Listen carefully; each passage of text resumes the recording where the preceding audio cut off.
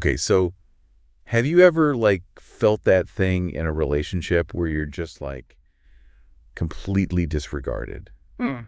or even like insulted by your partner Oh, yeah. and it's like a sting, you know what I mean? I know exactly what you mean. Like maybe it's something small like they're constantly interrupting you. Right. Or like every time you give an opinion, they just kind of like roll their eyes. Oh, yeah, totally. Or even just those subtle little digs that just like chip away at your confidence over time. Yeah, yeah, those little comments that build up. Ugh, it's the worst. It is. And then, so what do we usually do? Yeah. We go on the offensive. Right? We come out swinging. Like we get angry. We want to like make them see how they're making us feel just through the sheer force of our emotion. Yeah, it's like that primal instinct to fight back. Totally. And it's so interesting because like I was talking to a friend the other day and she's telling me about her husband. Okay.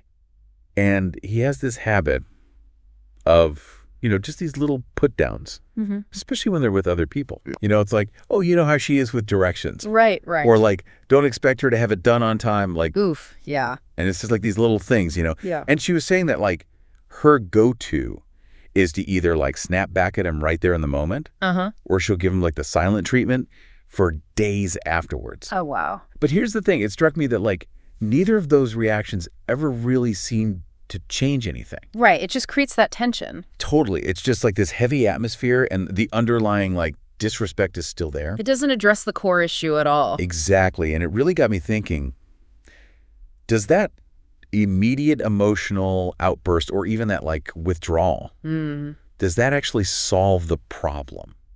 Well, I think more often than not, it actually escalates the situation. Yeah. Or it just leads to this impasse. Totally, like a stalemate. Exactly, like with your friend's situation. Right. It might feel good in the moment to like let off steam, but it doesn't actually get to the root of what's causing the problem. Yeah, that's so true. Yeah. And that's actually exactly what we're diving deep into today. Oh, okay. I'm intrigued. We're going to explore a different way of approaching these like sticky situations. Okay. A more strategic approach than just enduring the disrespect or blowing up. Right, because neither of those really work long term. Exactly. And we're calling this approach the crocodile effect. Interesting. So I want you to picture a crocodile for a second. Okay. When it senses a threat or it spots its prey, it doesn't just like thrash around wildly. Right. It stays incredibly, still observes everything really carefully. Okay. And waits for the perfect moment to act. I like that. It's about like harnessing this strategic patience, conserving your energy, and acting with like real intention instead of just pure unfiltered reaction. It's about being smart and deliberate. Exactly. And so our mission in this deep dive is to really unpack what the crocodile effect means when it comes to our relationships. Yeah. And how you can actually use these principles to deal with those conflicts more effectively. Love it. So where do we start? Okay, so the first and most crucial step is learning to press pause. The pause button. Yes, when your partner says something that just rubs you the wrong way or totally ignores something you've just said, your brain can instantly go into fight mode. Like that adrenaline rush. Exactly. It's that immediate urge to like defend yourself or lash out. Yeah, you just want to go. Totally. And it's a powerful biological response. Our bodies are wired for it. But the crocodile effect is all about taking a beat. Now is not the best time to try and solve this. Yeah. Because that immediate reaction can cloud your judgment. For sure. And it leads to arguments that like spiral out of control. Right. Or you end up arguing about the wrong thing. Exactly. Yeah. So instead of reacting in that knee-jerk way, you want to create some space. Create some space. So if you can physically step away from the situation, okay, take a few slow, deep breaths. Good advice. You might even want to jot down a few words about what you're feeling. Oh, that's a good idea. Just to like get it out of your head. Yeah. The key is to interrupt that automatic response. Break the cycle. Exactly. And this leads to a really important question to ask yourself. Okay, what is it? In this moment, is my goal to actually fix this issue in the relationship? Or am I just looking to vent my emotions? Oh, that's a good one. Right, because venting can feel good in the moment. It can. But it doesn't necessarily get you any closer to a solution. Right. It's not actually addressing the problem. Exactly. So we've pressed pause. We haven't reacted impulsively. What's next? Okay, so the next step is to really observe the situation and try to figure out what's actually causing the problematic behavior. Think back to our crocodile. Okay. It patiently watches its prey. It's studying its patterns and habits Right. before it makes its move. I love that analogy. It's like moving beyond just the surface level disrespect and trying to understand the why. Yeah, because often that hurtful behavior, it's not really about you personally. Right. Or at least not entirely. Exactly. It's often a symptom of something deeper. Like Unmet emotional needs or underlying issues that your partner might be dealing with. So give me an example. Okay, so let's say your partner is constantly making jokes about your weight. Ouch. It might seem like a direct attack, but if you look closer, Yeah. you might notice that it happens more when they're feeling insecure about something else. Really? Yeah, maybe their finances are a mess. Or they feel like they don't have control at work. Oh, so they're projecting their own insecurities. Exactly. Wow. I wouldn't have connected those two things. It's not always obvious. So what's another example? Okay, how about if your partner avoids having conversations or shuts down when you try to talk about something important? Yeah, I've been there. It could be a sign that there's some resentment building up, Ooh. maybe from unresolved family issues Okay. or other major stresses they haven't dealt with. So it's like their way of coping. In a way, yeah. Okay, that makes sense. What about something like if they suddenly get really into like video games or something? Right, and they start neglecting their responsibilities. Yeah, exactly. It could be that they're feeling super overwhelmed at work and the game is their escape. Oh, it's like their way to de-stress. Exactly. Wow. So it's like being a detective in your own relationship. It is looking for those clues and patterns. I like that. So any tips for actually doing this? Yeah, one thing you can try is tracking the behavior for a week. Okay. Just make a mental note or even write it down when it happens. Okay. What was the context? What was your reaction? Right. You'll start to see those patterns emerge. And those patterns will give you clues about the root cause. Exactly. Okay, so we've paused, we've observed, and we have a better idea of what's going on beneath the surface now. What? All right, so now we move on to step 3. Okay. Using what's called nonviolent communication to actually express your needs. Think back to our crocodile. Okay.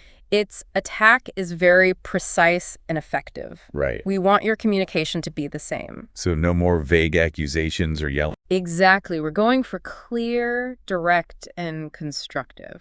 I like it. Can you give me an example of how to do that? Sure. So instead of saying something like, "You never respect me," Okay. which is very general and accusatory. Yeah, and it makes people defensive. Exactly. We want to be specific Okay. and focus on how their actions make you feel and what you need. So how did I rephrase that "you never respect me" statement? Okay, so you could try something like, when you joked about me not making enough money in front of our friends last night, Yeah. I felt really embarrassed and belittled Uh-huh. because I value feeling supported by my partner. Okay. So in the future, if you have feedback about my career, could we discuss it privately? Wow, that's a huge difference. Right. It's specific about what happened, how it made you feel, and what you need going forward. Exactly. And all without attacking them as a person. Right. It's not blaming. It's just stating facts. And that's key because this approach sets a boundary while still allowing your partner to save face. It's more likely to lead to a good conversation than a big fight. So much better. Okay. So we've got these 3 key steps. Pause, identify the root cause, and communicate clearly. Exactly. But how does this actually make our relationship stronger? Oh, there are so many ways. Okay, I'm all ears. Okay, so first, it helps to prevent what's called emotional hijacking. What's that? It's when someone feels attacked, so they get defensive and they can't even think straight. Oh, yeah, like when you try to talk about something and they just shut down. Exactly. It's a natural human reaction. It's like their brain just goes, nope. Yeah, and they're not able to reflect on their behavior at all. We've all been in those conversations, right? Where you're like, Totally. why do you always interrupt me? Yeah. And they immediately come back with, what are you talking about? You never let me finish a sentence. Classic. It's like talking to a brick wall. It's a dead end. But if you take that more observational approach, That we talked about. right? Like last week, I noticed you interrupted me 3 times when I was talking about my day. Can you tell me what was going on for you? Much better. It invites them to reflect instead of getting defensive. And they might actually realize what they're doing. Wow, that's so powerful. Okay, so what's another way this strengthens relationships? Okay, so second, it protects your mental and emotional energy. There's this idea that just enduring bad behavior is somehow strong or noble. Oh, yeah, like you just got to suck it up. Exactly. But the crocodile effect is about reframing that enduring as strategic patience. Strategic patience. I love that. It's a conscious choice, not just gritting your teeth and bearing it. Well, it's about being in control. Exactly. Okay, I'm with you. Think about this. Imagine someone who found out their partner was cheating. Oh, that's awful. It is. But instead of going off on them, they chose to calmly gather evidence. Wow. They talked to a lawyer and they handled everything strategically. That's amazing. They said, anger clouds, judgment. I needed to focus on what mattered. That's so powerful. It's about channeling your energy toward your goal. Right, not letting your emotions control you. Exactly. Okay. Third, the crocodile effect can help you figure out who's really worth your time. Ooh, that's a good one. Like our crocodile knows not to waste energy on a target that's too big. Okay. This approach helps you see if your partner is willing to meet your needs Oh. by watching how they react when you express your needs calmly and clearly. Oh. If they care about the relationship, they'll listen and try to change. You put in the effort. Exactly. But if they dismiss you or ignore you, it might be time to reconsider if this relationship is good for you. That's a tough one, but it's so important. It is. It's about paying attention to their actions, not just their words. So true. Okay. Anything else? Okay, last one. Adopting the crocodile effect can actually change how you see yourself in the relationship. It can help you shift from feeling like a victim to being an equal partner. I love that. Like Alfred Adler said, all problems in life stem from interpersonal relationships. Wow, that's a big statement. It is, but it's true. Our interactions with others are so important. They really are. And the crocodile effect helps you change your perspective. In what way? Instead of thinking, my partner ignores me because they don't love me, you can start thinking, maybe they just haven't learned how to communicate effectively. It's a subtle shift, but it changes everything. It does. It takes the focus off of them being a bad person. And puts it on the behavior, which can be changed. Exactly. And arguments become opportunities to improve how you interact. Not signs that the relationship is doomed. Right. It's about being proactive and shaping the dynamic. This is so good. It is. So mastering the crocodile effect is about responding thoughtfully to disrespect instead of reacting impulsively. Exactly like Nietzsche said, that which does not kill us makes us stronger.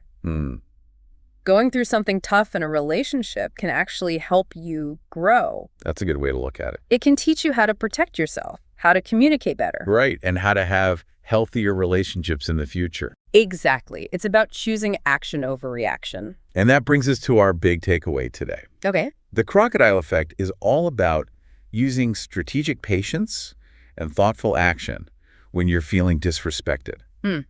It's about not getting swept up in your emotions, but taking a step back. That pause is crucial. It is, and then observing and trying to understand what's really going on. Like a crocodile. Exactly. And then responding in a clear, direct way that focuses on finding a real solution. It's a game changer. It really is. And just to recap those steps for you. Okay. First, press pause, don't react right away. Take a breath. Yes. Second, take time to observe the situation and figure out the root cause. Be a detective.